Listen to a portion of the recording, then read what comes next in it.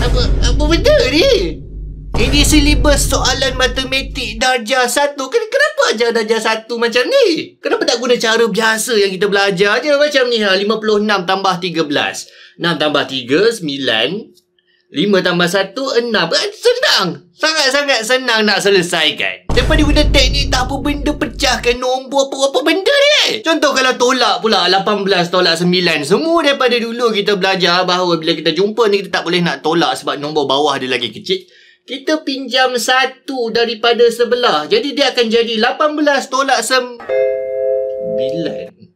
Hold up. Dia jadi soalan yang asal balik macam yang tadi. Okey, jadi dia 18 tolak 9. Kita pinjam 1. Jadi 18 tolak 9 balik. Sekejap. Dan tak kira berapa banyak kali korang ulang proses yang sama, 18 tolak 9, pinjam sebelah tetap akan jadi 18 tolak 9. Macam mana nak selesai? Dan bila saya ingat balik lah waktu saya kecil darjah 1, 18 tolak 9 ni saya akhirnya dapat selesai, dapat kuasai dengan satu cara.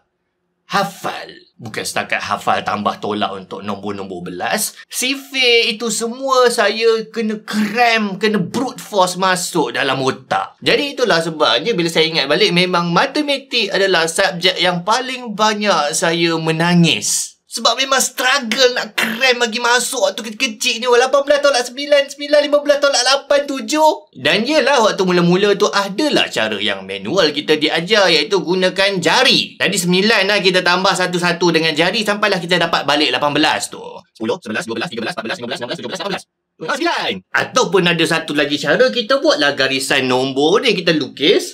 So kita kira. Kita lompat sampai kita dapat nombor 18. 1, 2, 3, 4, 5, 6, 7, 8, 9 kali lompat. Maksudnya 18 tolak 9, kita dapat 9. Tapi sangat-sangat susah lah. Kedua-dua cara ni sangat renyah. Apatah lagi waktu exam tu, satu soalan kita kena lukis benda ni. Bayangkan kalau ada 20 soalan, takkan nak kena lukis 20-20? Nak kira dengan jari pun penat tu. Lepas tu kadang-kadang kita lupa macam 17.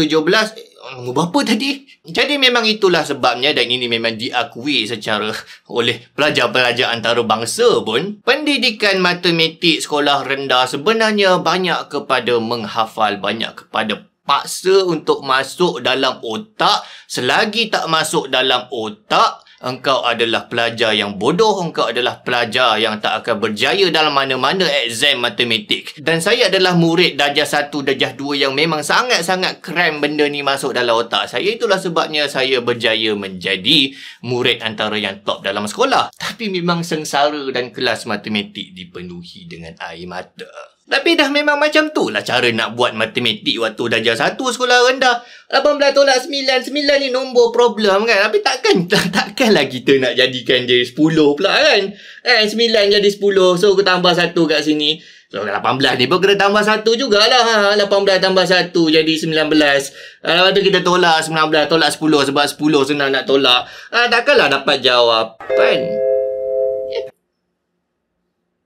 Dengan cara kita tukarkan 9 nombor yang problem kepada nombor yang lagi senang kita handle, nombor 10.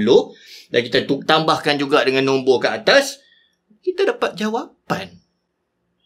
Mana boleh buat macam ni? Kita bagi problem. So maksudnya matematik ni, kita tak bolehlah suka hati je ubah problem, ubah nombor dia. Kita manipulasi, kita pergi ubah pula soalan yang dibagi. Mana boleh kan? Sebenarnya memang boleh. Dan inilah silibus yang diajarkan kepada darjah 1 sekarang. Kita tengok soalan ni contohnya 29 tambah 28. Macam mana agaknya kita akan selesaikan soalan ni waktu darjah 1? 9 tambah 8, 9 tambah 8, 9 tambah 8. Ingatlah, woi. 9 lompat sekali, 10, lompat 11, lompat 12, lompat 13, lompat 14, lompat 15, lompat 16, lompat 17, lompat 18. Berapa kali lompat ni? 1, 2, 3, 4, 5, 6, 7, 8. Oh, dia boleh 17 ataupun kau kira dengan jari. 10, 11, 12, 13, 14, 15, 16, 17. 17. Jadi 7, 17. So 1 bawa naik atas. 1 tambah 2, 3 tambah 57. Ini adalah cara yang kita buat dululah. Tapi ada tak cara lain? 29, susahnya nombor 29 ni, boleh tak jadikan dia je 30 kan? Jadikan dia 30. So macam mana nak daripada 29 nak jadikan 30? Apa kata kita curi je daripada orang sebelah? So tolak 1. So dia akan dapat 28 ni, tolak 1 jadi 27 lah. So 30 tambah 27. 30, 27, 7, 5, 57. Dapat. Boleh tak cara lain? 28 ni pula kita tukar jadi 30. So, dia jadi 30. Macam mana 28 nak jadi 30? Dia curi 2 daripada sebelah. Dia curi 2 daripada sebelah. So, 29 ni akan jadi 29 tolak 2, 27. 27 tambah 30, 57 pun dapat juga. Ada beberapa cara sebenarnya nak selesaikan persoalan ni. Macam mana pula dengan penolakan 51 tolak 27 contohnya? Kalau buat cara biasa, 51 tolak 27, ni 4 kita pinjam, 1 jadi 11, 11 tolak 7, 11 tolak 7, 11 tolak 7, 4, 11 tolak 7, 4, 11 tolak 7, 4, 8, 9, 10, 11, 4, 4. 1, 2, 3, 4. 1, 2, 3, 4, 4. So dapat 11 tolak 7, 4. 4 tolak 2 sama dengan 24. Adapun macam mana kalau kita ubah nombor 27 ni? Problem lah dia, kita jadikan dia 30. Macam mana 27 nak jadi 30? Dia kena tambah dengan 3. Tapi tak boleh macam tu. Kalau dia tambah dengan 3, sebelah ni pun kena tambah dengan 3 lah. Sebab dia orang Madaci kan. Okay, jadi ini pun tambah dengan 3 juga. Jadi dia akan jadi 54 tolak 30. 5 tolak 3, 2. 4 tolak 0, 4. Ada panjang sama juga. Tak payah buat garisan nombor, tak payah kira guna tangan pun. Ataupun cara lain, kita tak nak 27 ni jadi 30. Kita nak 51 yang jadi 50. Okey, jom kita tengok. 51 jadi 50. Macam mana? Tolaklah 1. So, yang ni pun akan kena tolak 1 jugalah. So, dia akan jadi 27 tolak 1, 26. Okey, 50 tolak 26. Tolak 26, so ni 4, kita pinjam ni jadi 10. 10 tolak 6, senang. 4.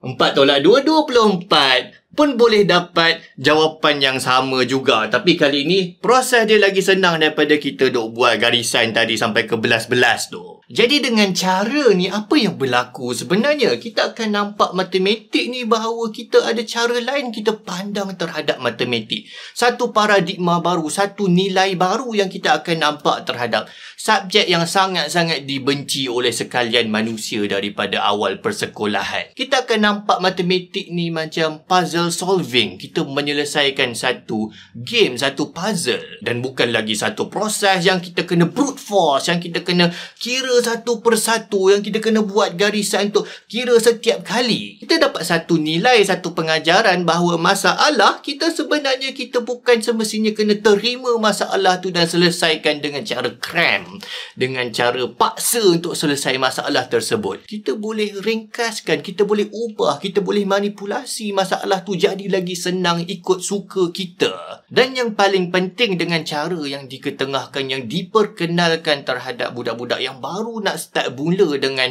nombor dan matematik. Matematik ni kita boleh terapkan satu nilai bahawa dia adalah satu subjek yang kreatif.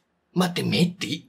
Kreatif? Bukan kreatif tu mesti kena seni ke? Lukis-lukis baru kreatif? Tak. Dan ini adalah benda yang saya menyesal saya tak pernah diperkenalkan terhadap matematik. Bahawa matematik dia bukan setakat kau ikut prosedur. Dia bukan setakat kau kena ikut satu persatu apa yang diarahkan. Jangan buat silap. Matematik ini adalah kau tak boleh buat silap, tak boleh tinggal negatif, tak boleh salah titik perpuluhan. Kau kena kira dengan cepat. Dan inilah yang berlaku kepada saya daripada darjah 1 sampai ke tingkatan 5. Saya adalah seorang yang cram. Saya adalah seorang yang paksa terhadap matematik. Buat latihan, jangan berhenti. Jangan buat silap, jangan salah prosedur. Dan saya dapat A+ dalam matematik tambahan. Sampailah saya masuk ke college dan saya mula mendapati bahawa kenapa aku tiba-tiba bodoh dengan matematik Tiba-tiba aku macam tak faham dengan matematik. Yalah sebab bila kita mula belajar lebih tinggi, kita dah tak boleh nak menghafal, kita dah tak boleh nak brute force terhadap macam-macam formula yang lebih-lebih kompleks. Jadi saya jadi hard stuck. Terasa diri bodoh tak macam waktu sekolah dulu. Sampailah saya berjumpa dengan seorang member ni. Jadi member ni dia belajar matematik dengan cara yang berbeza dengan saya belajar. Dia pergi ke tuition rangsangan matematik yang biasanya anak-anak Cina lah yang biasa pergi. Dan dia ni sentiasa paling tinggi matematik dalam batch. Saya tengok cara dia buat kerja, saya jadi mind blown. Satu masalah matematik tu dia tak terus jawab, dia tak terus cram, dia tak terus brute force. Dia boleh potong, dia boleh kata, oh kau boleh ringkaskan lagi masalah dia, susah nak handle nombor ni. Kau kecilkan nombor tu. Kau ringkaskan, kau ubah bentuk soalan ni. Saya jadi macam mind blown. Macam mana kau boleh fikir macam ni? Sebab dia memang diajar dari kecil bahawa anda boleh kreatif. Anda boleh tundukkan, lenturkan masalah itu kepada kehendak anda. Dan bila masuk ke universiti, saya menjadi tersangat-sangat tersekat. Kerja keras, krem dalam otak, hafal formula dah memang tak cukup lagi. Semua pelajar-pelajar yang saya tengok pandai-pandai, bijak-bijak dalam universiti tersebut, semuanya memandang matematik dengan cara yang sama. Cara kreatif, cara memudahkan soalan, cara jawab dengan yang paling senang.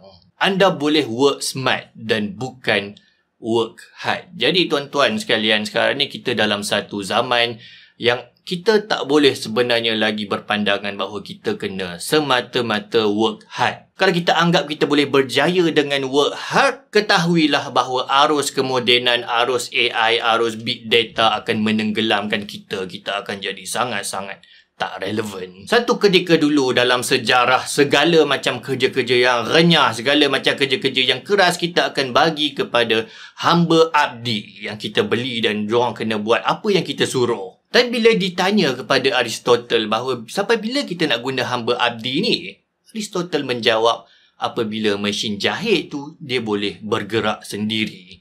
Dan ternyata itu yang berlaku. Berlakulah revolusi industri di negara barat, di Britain. Berlaku automation, mesin boleh bergerak sendiri menggunakan wap. Tak payah lagi gunakan tenaga keras manusia dan kesannya sangat-sangat besar. Keseluruhan sistem hamba abdi lesap, pupus dan musnah. Dan mereka berjaya menjajah, menguasai kesemua negara termasuklah majoriti besar negara Islam. Kalau anda ada banyak nombor hasil-hasil jualan, anda nak kena tambah satu-satu dalam kalkulator. Nescaya perniagaan anda akan mundur dengan perniagaan yang lain yang cuma letak nombor-nombor tersebut dalam Excel, gunakan formula dan ribuan nombor tersebut boleh ditambah serentak. Malah segala macam kerjaya manusia sekarang ni makin pupus diambil alih oleh robot. Sebab kita memang dah tak nak dah cara fikir, kita kena brute force, kita kena kira satu persatu. Untuk selesaikan satu masalah, kita nak cara fikir yang kreatif, cara fikir yang kritikal, cara fikir yang boleh mengubah persoalan kepada bentuk baru. Kalau tak, kita akan pupus di dalam ketidakrelevanan. Dan ia mungkin bermula dengan kita ajar anak-anak kita seawal daripada darjah 1 untuk selesaikan 18 tolak 9. Bukannya dengan kita kira jari, bukannya dengan kita kena buat garisan yang ambil masa yang lama. Kita cuma kena ubah 9 yang susah ni kepada nombor 10 yang kita dapat selesaikan jawapan dia. Dan daripada itu, saya nak kata bahawa saya menyokong penuh jika silibus matematik sekarang mengetengahkan cara fikir yang baru ini, cara pandang matematik yang berbeza. Kerana inilah sebenarnya masa depan kita. Walaupun mungkin masalah dengan sistem kita tersangat-sangat banyak, tapi jangan kambing hitamkan cara pandang matematik yang ini. Assalamualaikum.